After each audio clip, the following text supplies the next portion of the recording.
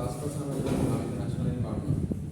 তো ইন্টারন্যাশনাল এনভায়রনমেন্টের ক্ষেত্রে বুঝতেছেন তো এনভায়রনমেন্টটা কত ইম্পর্টেন্টের ক্ষেত্রে বিকজ দেখেন একটা কান্ট্রিতে যখন আপনি ব্যবসা করতে যাবেন, ব্যবসা করতে গেলে ইন্টারন্যাশনালি যখন চিন্তা করবেন তাহলে সেই কান্ট্রিতে আপনার দেখতে হবে যে মানে ইকোনমিক কন্ডিশনটা কি আছে, মানুষের কেনার মতো ক্ষমতা আছে কিনা, মানুষকে ওখানে ওই দেশে যদি আমি প্রোডাক্টটা নিয়ে যাই বা আমি ওখানে যদি ম্যানুফ্যাকচারিং শুরু করি, প্রোডাকশন দেই, তাহলে ওখানে কিনতে পারবে কিনা, তাদের সেই পার্সেন্টেজ পাওয়ারটা কিনা আছে কিনা।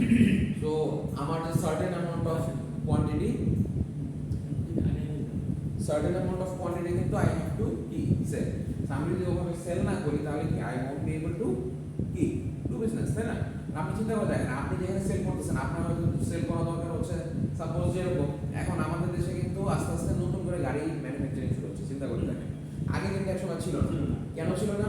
কিন্তু ইন্ডিয়াতে তো অনেক আগে থেকেই আছে, কারণ ইন্ডিয়ার জনসংখ্যা অনেক হিউজ, প্রায় 100 কোটির উপর, 120 কোটি, আর বাংলাদেশে মাত্র হচ্ছে শুধু মানে 16, 17, 18 কোটি। তাহলে বাংলাদেশে ওরকম ডিমান্ড মানে আছে, যে কয়জন কিনবে ওই কয়জন কিনলে ওই গাড়ি ম্যানুফ্যাকচারিং প্ল্যান করে এখানে পোষাবে। মানে বুঝছেন ব্যাপারটা? হয়তো কিনবে 500 জন কিনবে, 1000 জন কিনবে বা 3000 জন কিনবে, কিন্তু ওই 3000 কিনলে একটা ম্যানুফ্যাকচারিং প্ল্যান করবে, করে যেখানে প্রোডাকশন করবে দ্যাট উইল নট সাফার, পোষাবে। মানে বুঝছেন ব্যাপারটা? ওই কোয়ান্টিটি সেল করলে পোষাবে। কিন্তু আস্তে আস্তে দেখেন আমাদের কিন্তু আবার চাহিদা বাড়তেছে। চিন্তা করে দেখেন, যেরকম বাংলা কার্ড আসছে, পিএইচপি কার্ড আসছে, তারা আস্তে আস্তে এখানে অ্যাসেম্বলিং শুরু করছে। তো মোটরসাইকেলের চাহিদা যেরকম অনেক বেড়ে গেছে, মোটরসাইকেল যেরকম আপনার অনেকগুলো কোম্পানি আসে, চিন্তা করে দেখেন অনেকেই কিন্তু এখন এই যে প্রোডাকশনের দিকে যায়, অ্যাসেম্বলিং আসে। ফার্স্টে শুরু হয় কি অ্যাসেম্বলিং দিয়ে, ফার্স্টে জিনিসটা শুরু হয় অ্যাসেম্বলিং করে, জিনিসটা প্রডিউস করে নিয়ে জিনিসটা মানে মানে নকডাউন ইউনিট সিস্টেম নিয়ে আসে পার্টস বাই পার্টস, তারপরে হচ্ছে আপনার কি আপনার জিনিসটাকে অ্যাসেম্বলিং করে। অ্যাসেম্বলিং এর পরের স্টেপটা হচ্ছে কি যে আপনার ম্যানুফ্যাকচারিং এ যাওয়া, যে এখানে তৈরি করব। রানার যেটা করছে, রানার মোটরসাইকেল যেটা, রানার অটোমোবাইলস কিন্তু ফার্স্টে ওখানে শুরু করছিল যে অ্যাসেম্বলি। তারা বিভিন্ন চায়না থেকে পার্টস আনে, না রানার চাইনিজ কোম্পানি, রানার মোটরসাইকেল তৈরি করে। তো ওখানে পরে ওটা শুরু করার পরে তারা আস্তে আস্তে অ্যাসেম্বলিং করতে করতে তাদের একটা ধারণা হয়ে গেল, ধারণা হয়ে যাওয়ার পরে দেখলো যে আমার একটা ভালো ডিমান্ড আছে, দেন দে স্টার্টেড ম্যানুফ্যাকচারিং। এখন বাংলাদেশে ম্যানুফ্যাকচারিং ওয়ালটনের কথা বলে, ওয়ালটন কি করতেছে? ওয়ালটনও কিন্তু ফার্স্টে কিন্তু একদম ডিরেক্ট প্রোডাকশনে যায় না, ওয়ালটন কিন্তু একটা সার্টেন টাইমের পরে গিয়ে ম্যানুফ্যাকচারিং এ যায়। ফার্স্টে কিন্তু ওয়ালটন কি শুরু করছে? ওয়ালটন কিন্তু অ্যাসেম্বলিং করতো বা ইম্পোর্ট, ফার্স্টে হচ্ছে কি ইম্পোর্ট করতো। কথাটা বুঝছেন? প্রথমের দিকে মানে 2000 সনের দিকে, হ্যাঁ 2000 সনের দিকে তারা খালি ইম্পোর্ট করে আনতো, হ্যাঁ ইম্পোর্ট আনতো চায়না থেকে, তারা ডিরেক্ট ইম্পোর্ট করতো 2000 সনের দিকে কথা বলতেছে। ওই ইম্পোর্ট করতে করতে পরে চিন্তা করলো যে ইম্পোর্টে তো কষ্ট অনেক বেশি, কারণ চায়না প্রোডাক্ট নিয়ে আসা ক্যারিং চার্জ অনেক বেশি, তারপর ট্যাক্স দিতে হয় অনেক বেশি। তো আমরা এটা না করে আমরা অ্যাসেম্বলিং করলে কেমন, আমরা পার্টস বাই পার্টস আনলাম, আইনে আমরা এখানে সব জোড়া লাগালাম, যন্ত্রাংশ যা আছে আলাদা, তাহলে সেক্ষেত্রে মানে কস্ট অনেক কম পড়ে যাবে, প্লাস আপনার মানে ট্যাক্সও কম দিতে হবে। তো ভালো কথা। তারপর তারা সেইগুলোকে অ্যাসেম্বলিং শুরু করলো, অ্যাসেম্বলিং করতে করতে পরে চিন্তা করলো আর আমরা যেখানে প্রোডাকশন করলে আরো কমে করতে পারি, মানে ওখান থেকে আনা নেওয়া ট্রান্সপোর্ট কস্ট প্লাস ওখানে যে আছে ওগুলো পরে হচ্ছে আমরা এখানেই কমপ্লিট করতে পারি। তারপরে আসলে ওয়ালটন হাইটেক ইন্ডাস্ট্রিজ, এখন তারা one of the best producers of refrigerators. ফ্রিজের মধ্যে যদি যান, ফ্রিজ ইন্ডাস্ট্রির মধ্যে best selling according to price হচ্ছে ওয়ালটন। প্রাইস কোয়ালিটি, হ্যাঁ according to price quality warranty যাই বলেন, বেস্ট সেলার হচ্ছে কি আপনার হচ্ছে ওয়ালটন। বুঝছেন ব্যাপারটা? তো ইন্টারন্যাশনাল বিজনেসটা কীভাবে, সো ওয়ালটনটা একটা মানে চাইনিজ কোম্পানি মেনলি ছিল, চাইনিজ কোম্পানি থেকে জিনিসটা এখন দেশি পণ্য হয়ে গেছে। ওয়ালটন বলে না যে কিন্তু দেশি পণ্য এরকম।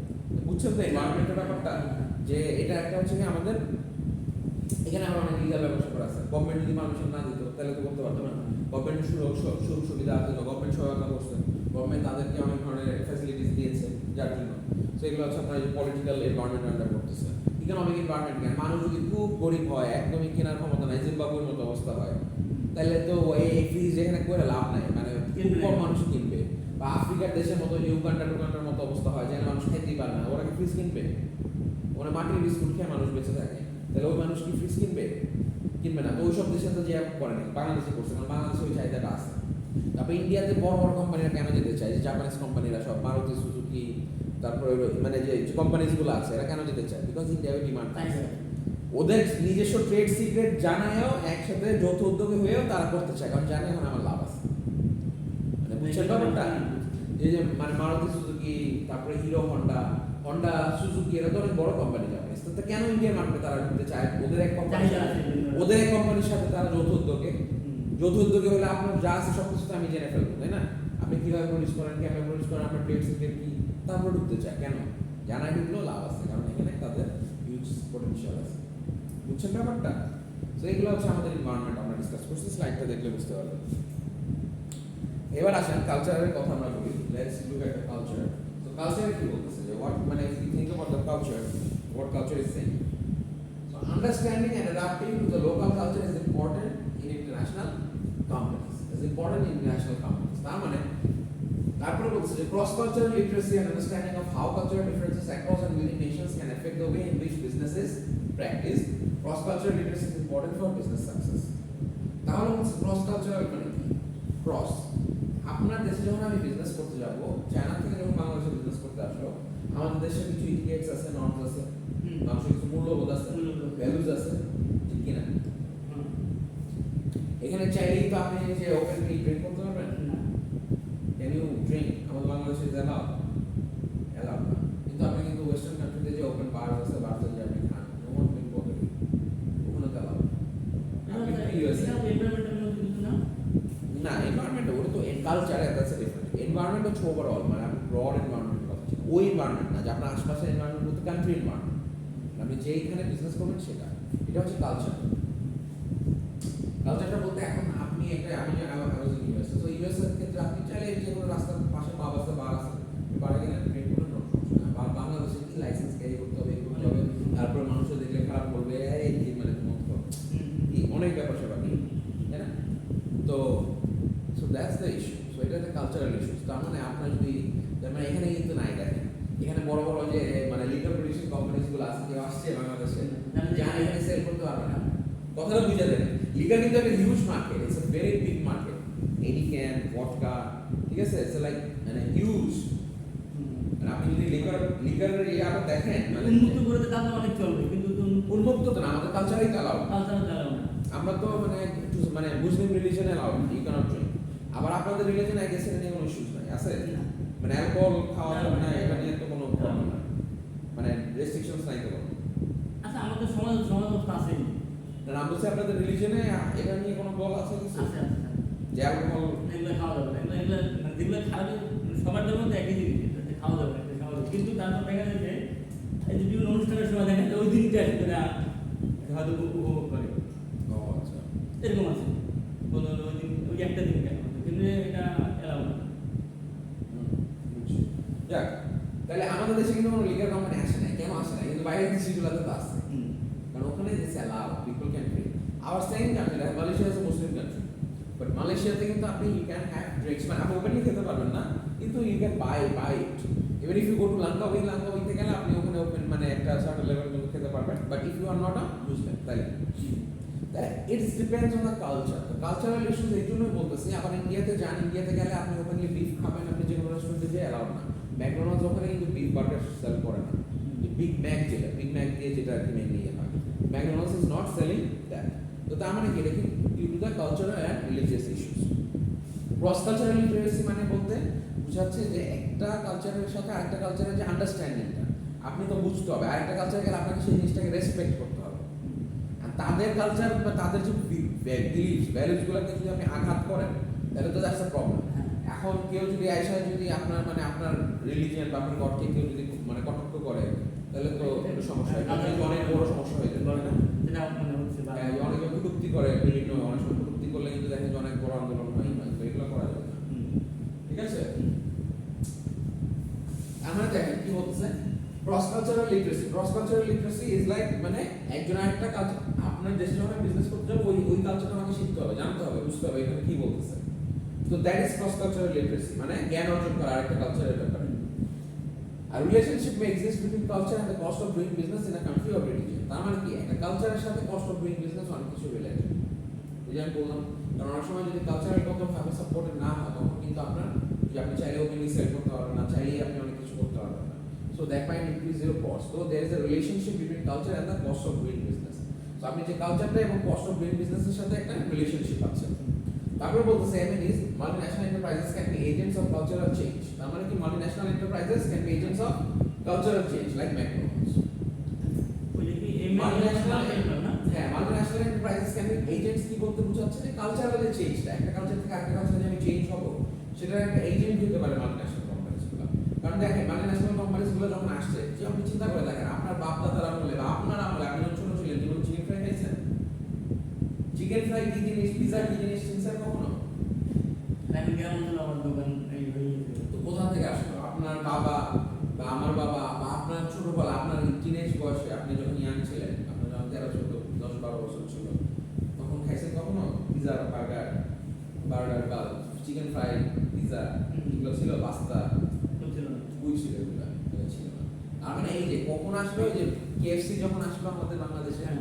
কেএফসি কালচার আসলো হয়ে গেছে। হ্যাঁ কেএফসি আসলো কেএফসি আসার পরে কেএফসি আসলো পিজা হাট আসলো তারপর থেকে শুরু হলো BFC OFC FFC CFC PFC মানে এফসি দিয়ে সব খালি এফসি এফসি ওই কেএফসি থেকে শুরু করে কি পরে একদম পুরো অলি গলিতে সিপি হ্যান ত্যান দিয়ে অলি গলিতে পুরো ছেয়ে গেল এখন যেখানে যান সেখানে একটা এফসি এখন আছে আসলে আমাদের গ্রাম অঞ্চলে অত পারে গেলে দেখি এসব পাওয়া যায়। এফসি হ্যাঁ 5G দেখছি না মানে চিকেন ফ্রাই এগুলো পুরো চলতেছে। হ্যাঁ চিকেন ফ্রাই চলতেছে কিন্তু বলবো তাহলে এই যে চিকেন ফ্রাই আসলো পিজা আসলো পাস্তা আসলো কোথা থেকে আসলো পাস্তা পিজা তো এগুলো ইটালিয়ান খাবার নিয়ে আসলো কে পিজা হাট নিয়ে আসলো তার মানে কি এমএনসি মাল্টিন্যাশনাল এন্টারপ্রাইজ তো ওই মাল্টিন্যাশনাল এন্টারপ্রাইজ কিন্তু can be agents of cultural change তাহলে কালচার কতভাবে চেঞ্জ হয়ে গেছে না এই জিনিসটা আমাদের কালচারে ঢুকে গেছে না আগে কি ছিল আমরা চিকেন ফ্রাই খাইতাম পিজা পাস্তা খাইতাম না তো কখনো স্ন্যাক্স হিসেবে বুঝতাম আমরা পুরি পেঁয়াজ ছোলা বুট এইসব তাই না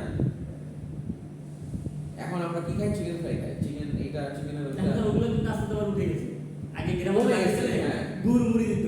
হ্যাঁ গুড় মুড়ি এগুলো দিত গ্রামে। হ্যাঁ। কিন্তু এখন তো ওগুলো তো কেউ বাকি নাই ওরকম, বাকি নেই। এই যে তাহলে there is a cultural shift হ্যাঁ। চেঞ্জ হয়েছে বুঝতে পারছেন হ্যাঁ। তার মানে কালচারাল চেঞ্জের কারণে কিন্তু product category product usage change হয়ে যায় স্যার এগুলো আসলে ন্যাশনাল কোম্পানির জন্য এগুলো বেশি অ্যানালাইজ করা দরকার না? তো লোকাল কোম্পানি লাগে না।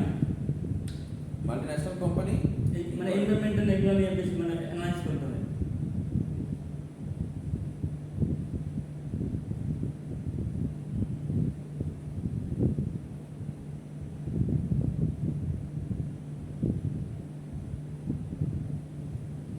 Then what is culture? Culture hচ্ছে একটা system of values and norms that are shared among a group of people and that when taken together constitute a design for living.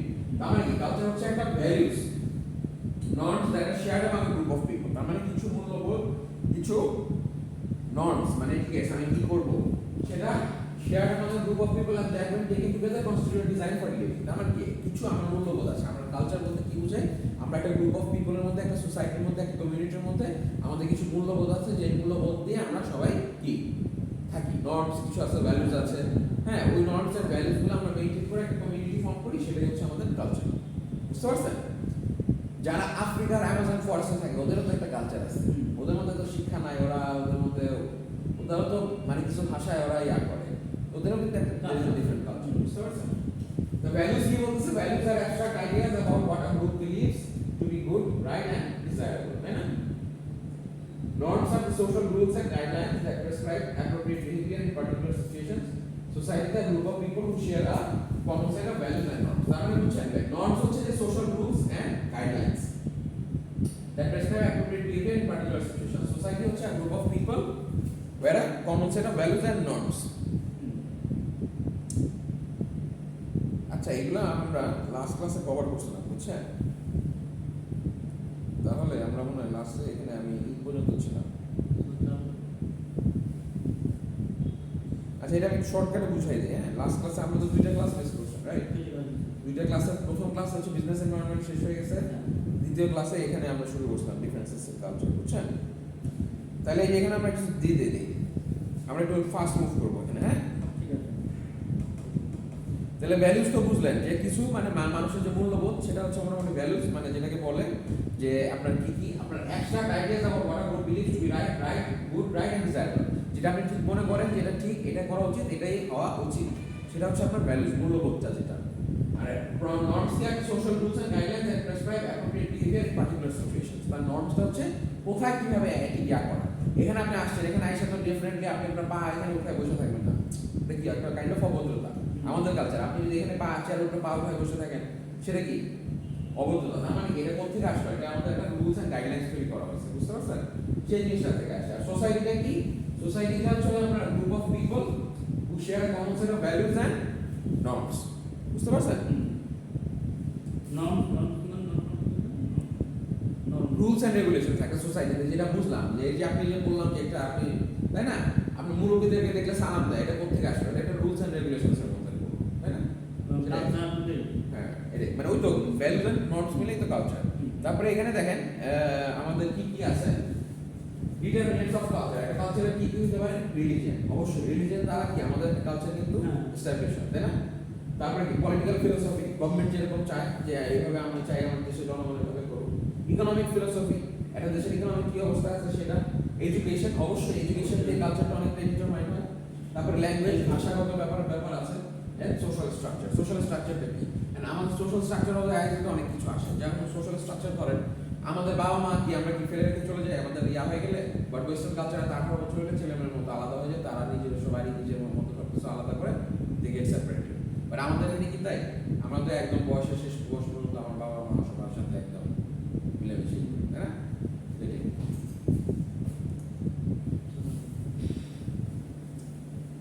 তো এটা গেল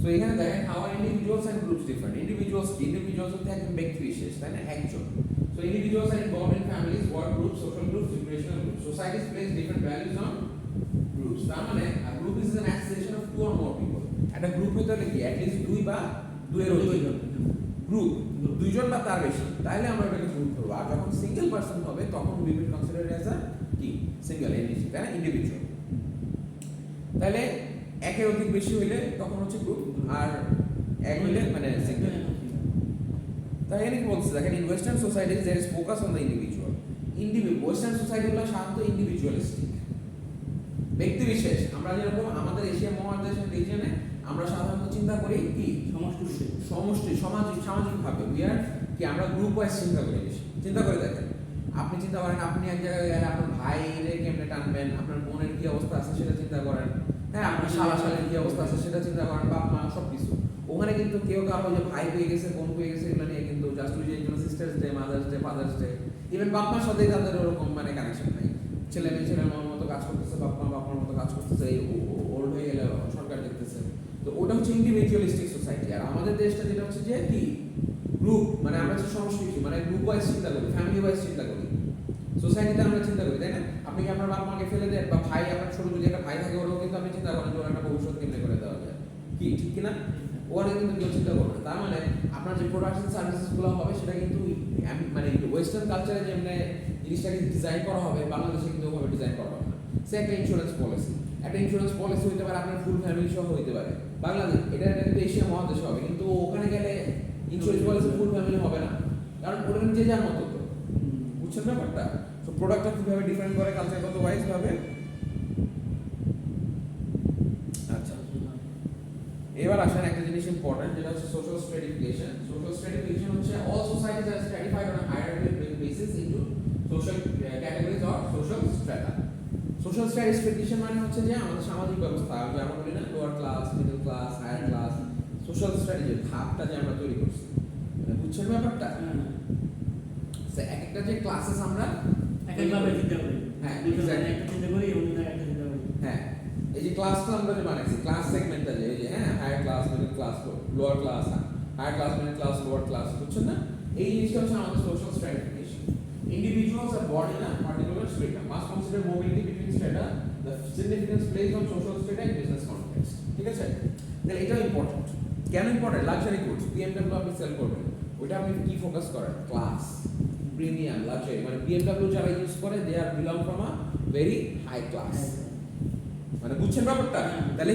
সব প্রোডাক্টের ক্ষেত্রে কিন্তু একরকম চিন্তা করা যাবে না কাম আর যাবে না আর আপনি একটা জুস সেল করতেছেন 20 টাকা দাম ওটা সবাই খাবে দ্যাটস ওকে বা আপনি মামের বোতল সেল করতেছেন এখানে ক্লাস নিয়ে চিন্তা করার কিছু নাই কথাটা বুঝছেন মাম তো সবাই খায় পানি তো is equal for everyone right আচ্ছা কিন্তু আবার ওই যে আপনার সাকুরা অ্যালকালাইন ওয়াটার আছে যেটার দাম হচ্ছে আপনার 80 টাকা ওটা কি নরমাল পাবলিক খাবে তো ওইটা কারা খাবে যারা নাকি হাই ক্লাসে বিলং করে বুঝতেছেন সেম প্রোডাক্ট একই জিনিস পানি বাট ওটা কিন্তু অ্যাডেড বেনিফিট আছে অ্যালকালাইন ক্যান্টেন দিয়ে ওটা ওভাবে তারা সেল করছে 5 স্টারে সেল করছে সেল করছে that because they are belonging to the class বুঝছেন যে ক্লাস ওয়াইজ এই কালচারের একটা স্টাডি মানে আছে যে ক্লাস ইজ অলসো স্টাডি যে আপনার যে সোশ্যাল যে stratification is also important for কি আপনার প্রোডাক্ট পজিশনে নিয়ে। তো আপনি যেখানে সেল করতে যাবেন তার মানে কি আপনি যখন BMW সেল করতে যাবেন আপনার বুঝতে হবে যে ওই ক্লাসের পিপল আমার আছে নাকি, দোজ হু ক্যান ওই অ্যাফোর্ড করতে পারে প্রিমিয়াম অ্যান্ড লাক্সারি ক্লাস।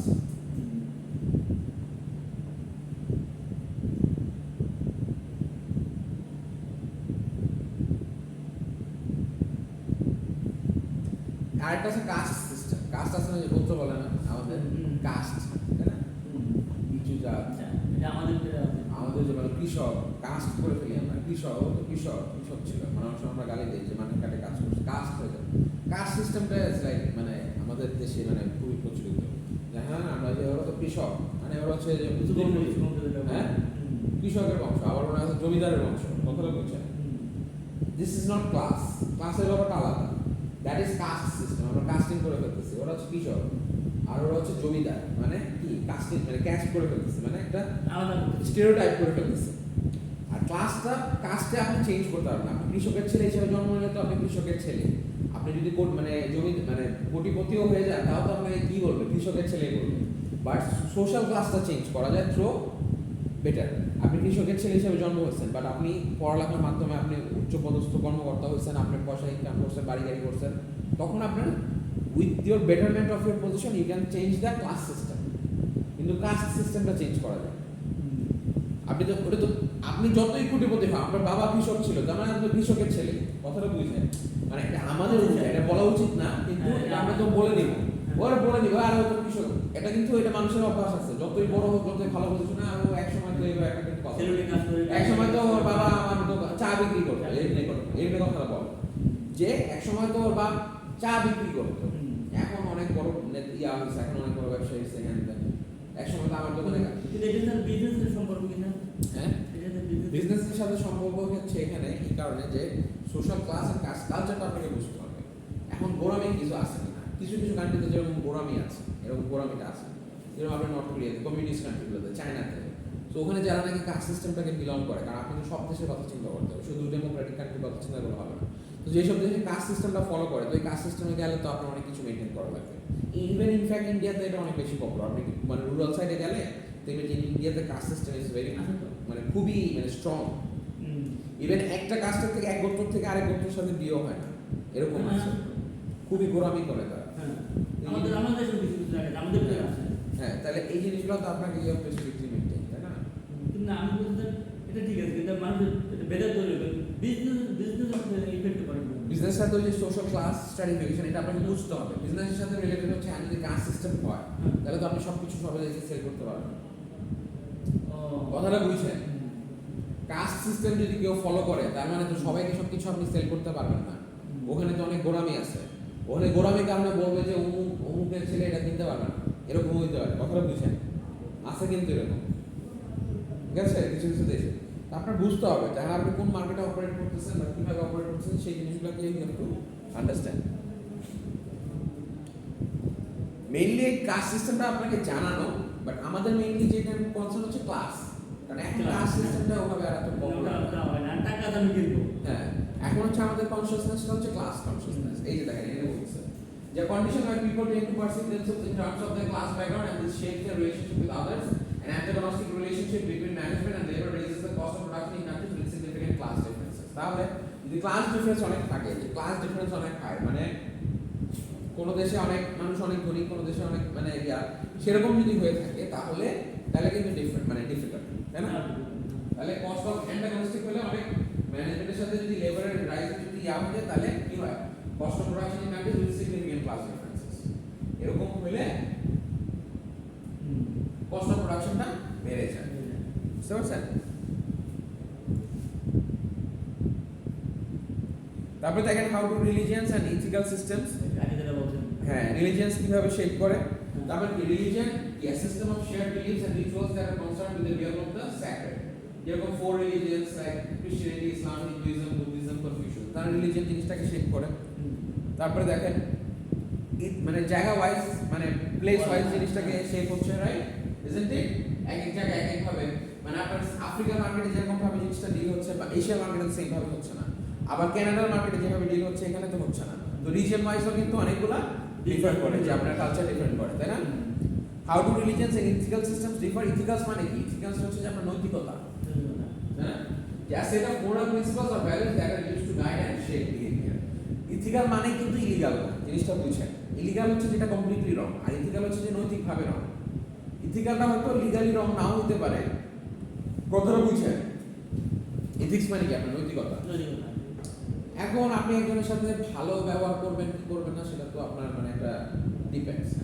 আর আপনি যদি একজনের সাথে কথা না বলেন, তার সাথে মানে তার সাথে আপনি ভালো ব্যবহার না করেন, এর জন্য তো আপনার কোনো জেল শাস্তি হবে না। আপনি তার সাথে কথাই বলেন না, আপনার না।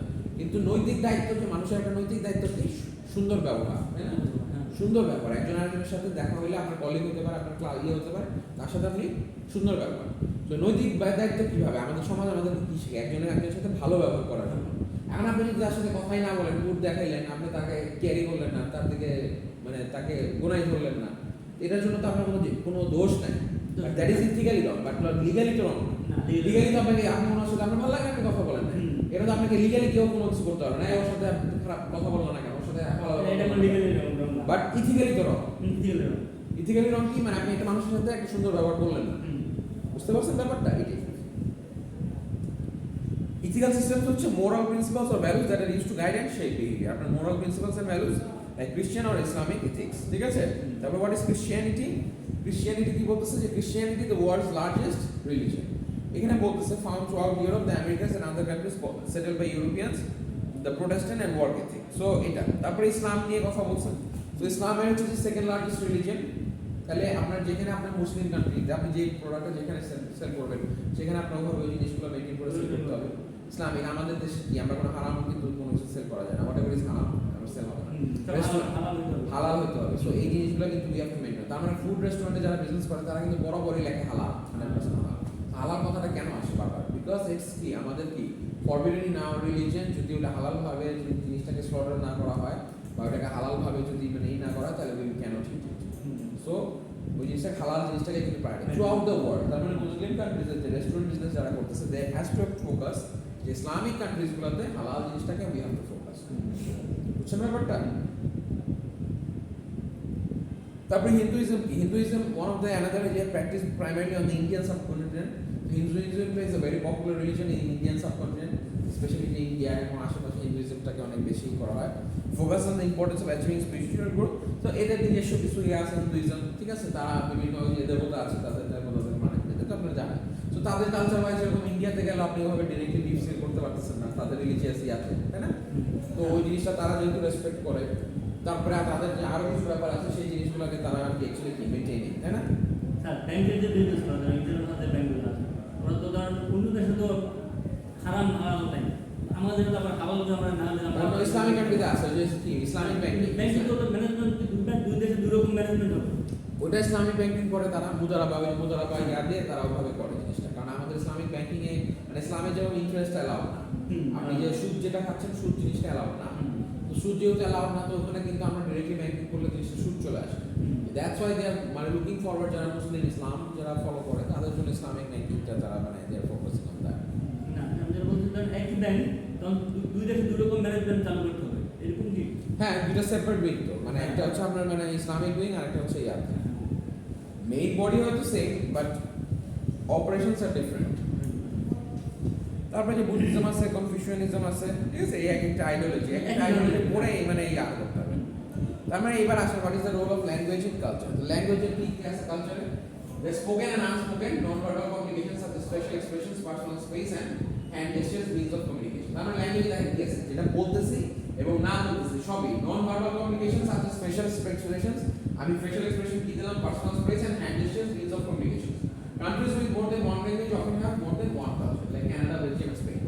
সব কিছু কি আমরা ল্যাঙ্গুয়েজে বলে বুঝাইতে হয়?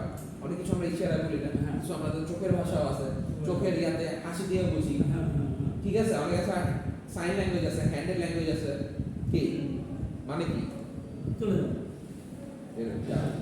এটা কি এটা আমরা ল্যাঙ্গুয়েজ তো এক এক জায়গায় সাইন ল্যাঙ্গুয়েজ আছে, অনেক জায়গায় ওই সাইন ল্যাঙ্গুয়েজগুলো কিন্তু বুঝতে হবে। তো অনেক জায়গায় সাইন ল্যাঙ্গুয়েজ অনেক, যেটা অনেক জায়গায় নর্মাল, অনেক জায়গায় কিন্তু এটা এখন বাইরের দেশে হচ্ছে যে আপনার যে ইয়াতে করে যে আপনার যে চিক্সে হচ্ছে গিয়ে তারা ই করে বা এরকম একটা জাস্ট ই করে। আমাদের দেশে করলে তো একটা মেয়ের বলে থাপ্পড় লাগাই দেবে, অভদ্রতা, ব্যাপক। বাট ওখানে ফ্রেঞ্চরা যে একটা তারা করে তাদের হচ্ছে এটা ওয়ে অফ গ্রিটিং। আমাদের দেশে এটা করতে পারবে? এটা আমাদের দেশের জন্য কি? এটা ইফটিজিং বা এটা শ্লীলতাহানি, তাই না? হ্যারাসমেন্ট। আমি যদি যে আমি একটা মেয়ের সাথে যদি যখন মিটিং করবো ফ্রেন্ড হোক এটা তাদের সাথে যদি এরকম করি এটা অ্যাকসেপ্ট করবে? তাই না? ইফটিজিং হবে বা শ্লীলতাহানি হয়ে যাবে। তাহলে ওখানে করা যাচ্ছে বা এখানে করা যাচ্ছে, ওখানে কালচার। বুঝছেন ব্যাপারটা? সো এই ল্যাঙ্গুয়েজ এক একটা দেশে এক একটা ল্যাঙ্গুয়েজের অনুযায়ী এটাও কিন্তু এটা কি আমি একটা হাই সাইজে একটা গ্রিটিং করলাম, এটাও কাইন্ড অফ কি একটা ল্যাঙ্গুয়েজ। তার সাথে আমি গ্রিটিং করলাম না, তাকে আমি সাদর আমন্ত্রণ মানে তাকে ওয়েলকাম জানালাম, আর আমাদেরকে আসসালামু আলাইকুম সাদর আমন্ত্রণ। তাহলে this are two different things. বুঝছেন ব্যাপারটা? সো এগুলো ইম্পর্টেন্ট। আবার আমাদের দেশের ডিফারেন্ট ল্যাঙ্গুয়েজ থাকে, ডিফারেন্ট কালচার। যেরকম কানাডাতে ফ্রেঞ্চ অ্যান্ড ক্যানাডিয়ান দুইটা ল্যাঙ্গুয়েজই অনেক পপুলার। লাইক আপনার হচ্ছে যে মানে Canadian English and French. So এই দুইটা language is very popular. So এই দুইটা যেহেতু পপুলার, সো মানে ওখানে হচ্ছে যে আপনার মানে ওখানে শান্ত কালচারও দেখা যায় বিভিন্ন ধরনের ডিফারেন্ট ল্যাঙ্গুয়েজ হলে মানুষরা আমার ডিফারেন্ট মানুষ। যে আমি আমেরিকাতে যান, আমেরিকাতে গেলে কিন্তু আপনি অনেক ধরনের কালচার দেখবেন, কারণ ওখানে তো ল্যান্ড অফ ইমিগ্রেন্টস। ক্যানাডাতেও ল্যান্ড অফ ইমিগ্রেন্টস। ওখানে বিভিন্ন দেশের মানুষ থেকে যে ওটা একটা ইমিগ্রেন্টস দিয়ে একটা দেশ তৈরি হয়েছে। তো ওটার কারণে কি হবে কালচারটাও কম্পারেটিভলি হ্যাঁ ডিফারেন্ট।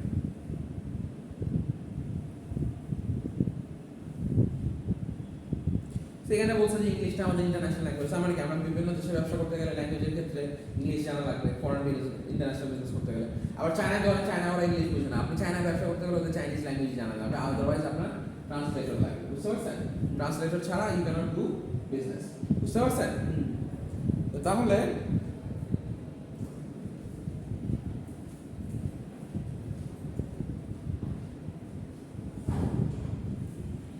এডুকেশনটা দেখেন, what is the role of education in culture. ঠিক আছে, what is the role of এডুকেশনটাতে আসি আমরা। The formal education is the medium through which individuals learn many of the language, conceptual and mathematical skills that are indispensable in a modern society.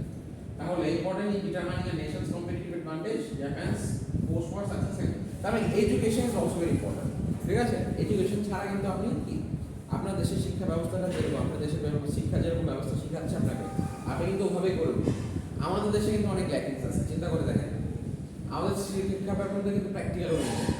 আমরা just মুখস্থ বিদ্যা শিখতেছি, শিখে আমরা আর জায়গায় ওটা কি করতেছি ইমপ্লিমেন্ট করার চেষ্টা করতেছি। হ্যাঁ, বাট আমরা কিন্তু ইমপ্লিমেন্টেশন ওয়াইজ না। আমি যেখানে শিখলাম, আমি আপনাকে একটা প্রজেক্ট দিতে পারলে আমার কাছে ভালো লাগতো যে আপনাকে একটা প্রজেক্ট দিচ্ছে, আপনি ইমপ্লিমেন্ট করেন যে কিভাবে একটা ফরেন বিজনেস খোলা যায়, কিভাবে একটা মাল্টিন্যাশনাল এমএনসির সাথে কাজ করা যায়, কিভাবে একটা মাল্টিন্যাশনাল বিজনেস খোলা যায়। এরকম কি প্র্যাকটিক্যাল ওরিয়েন্টেড হলে কি হইতো, জিনিসটা would have been much better. বুঝতে পারছেন ব্যাপারটা? বাট আমরা তো we are not that practical oriented. So আমরা যেহেতু এরকম প্র্যাকটিক্যাল ওরিয়েন্টেড না, that's why we are facing কি প্রবলেমস। বুঝছেন ব্যাপারটা? সো আমরা যদি এরকম প্র্যাকটিক্যাল ওরিয়েন্টেড হতাম তাহলে দেখা যেত যে আমরা কি অনেক আগে এক্স্যাক্টলি। সো আমরা তো এরকম প্র্যাকটিক্যাল ওরিয়েন্টেড হচ্ছি না। So that's what is the main problem, যে আমাদের মেইন প্রবলেমটা হচ্ছে। বুঝতে পারছেন?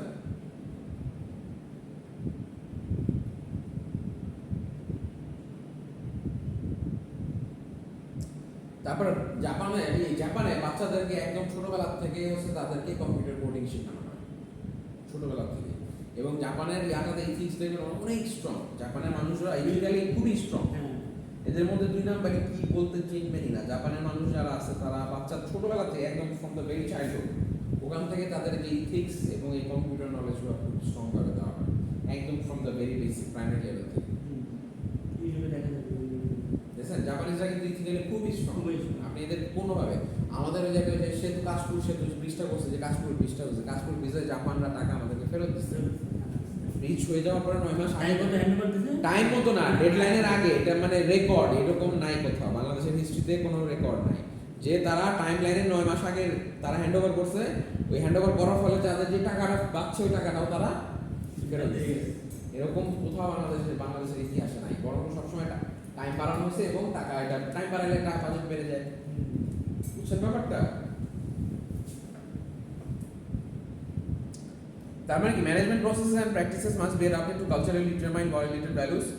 জয়ার্ড Hofstede studied culture using data collected from 1967 to 1973। তাহলে দেখেন এই 6 বছর ধরে সেই পড়াশোনা করছে for 100,000 employees of IBM. Hofstede identify 4 dimensions that summarize different cultures. তার মানে হফস্টেড 4টা ডাইমেনশন বের করছে যেটা নাকি কালচারকে অ্যারাউন্ড করে। তাহলে হফস্টেড কি করছিল 1967 থেকে 1973 পর্যন্ত কি করছে 1000 এমপ্লয়িজ কি করছে 1000 এমপ্লয়িজ অফ IBM কে করার পরে Hofstede identified 4 dimensions that summarized different cultures. তার মানে 4টা ডাইমেনশন বের করছে যেটা নাকি ডিফারেন্ট কালচার করে। তাহলে দেখেন এই 4টা কালচার কি এটা দেখে আজকে আমরা শেষ করব।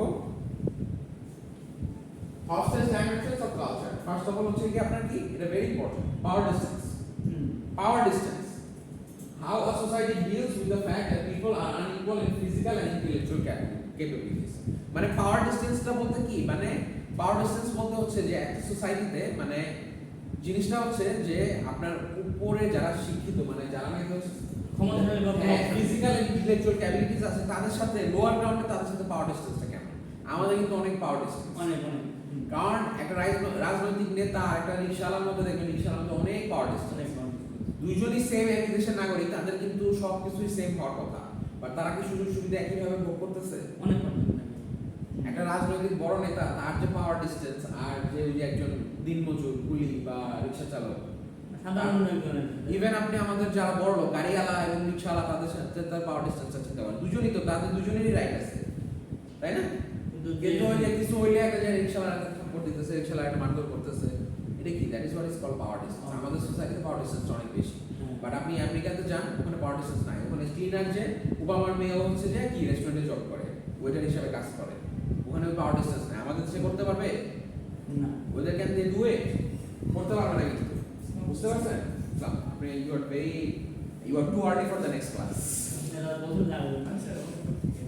কোথেকে আসছেন? নারায়ণগঞ্জ থেকে মাশাআল্লাহ আমি যাত্রা থেকে আসছি। স্যার ওই জায়গায় দেখা যায় যে সাইনবোর্ড আসছে আর এই ক্লাসের জন্য ওয়েট করতে অনেক লেট হয়ে যায়। অনেক ক্লাসগুলোতে আসলে আরো বেশি লেট হয়। তাই এই জন্য সকালে বেরোতে হবে 7টা বাজে 7টা বাজে বেরোলে এসে করতে পারবে। আচ্ছা বুঝছেন ব্যাপারটা। তার মানে পাওয়ার ডিসটেন্সটা হচ্ছে একটা দেশের সাথে আরেকটা দেশের যতটুকু ডিফারেন্স মানে কে কতটুকু এক্সারসাইজ করতেছে বুঝছেন।